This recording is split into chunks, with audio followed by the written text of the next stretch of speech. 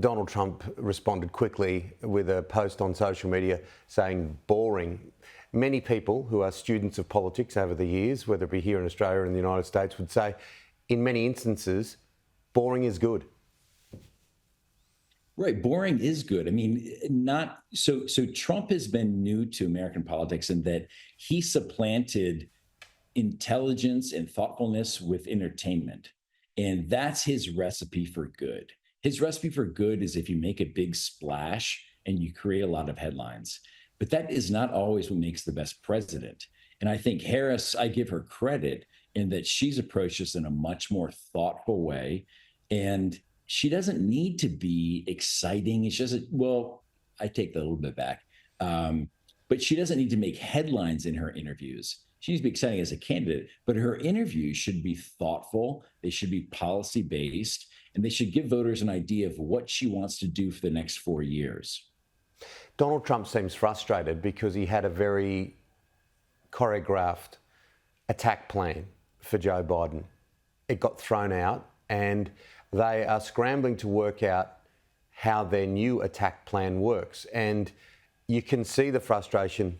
It's interesting to watch. It is. So, I mean, I don't know why the United States runs presidential candidates campaigns for 2 years, but our campaigns for president last about 2 years. And for a year and a half, we've all known it was going to be Biden versus Trump.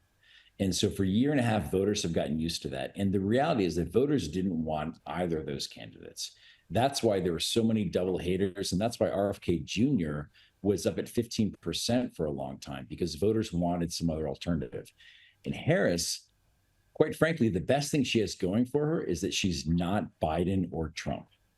She's still well behind in the sense of by the time you get to November 5, and we saw this with Hillary Clinton, if Kamala Harris is going to be the next US president, she needs to be well ahead, not just slightly ahead.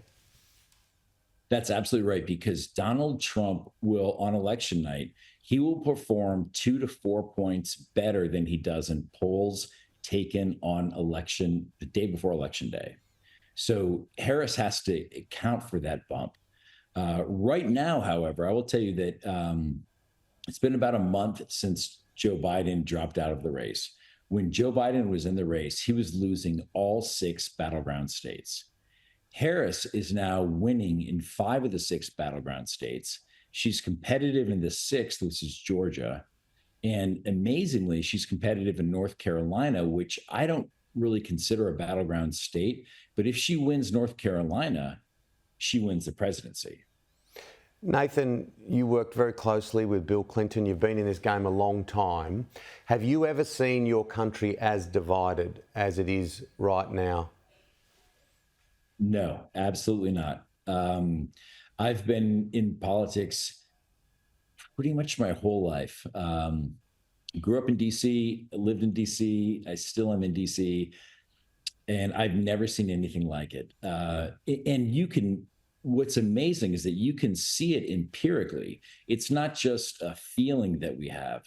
You can measure it empirically. And what I mean by that is that voters today don't split their ticket anymore.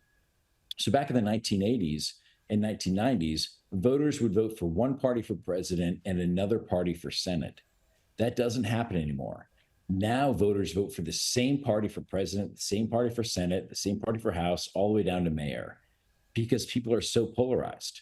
And now it is a vote by team mentality instead of a vote by candidate mentality. Let's make sure we talk a couple of times before November 5. Thanks for coming on the show.